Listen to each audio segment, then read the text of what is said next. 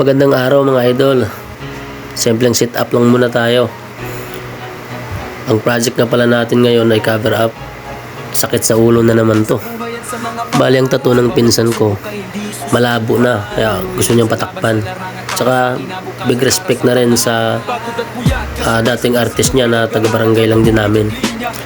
Napili nga pala niyang design isang kumpas tsaka helmet sa ibabaw ng kumpas.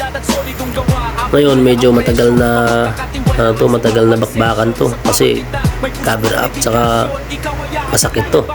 Ito yung dati niyang tattoo.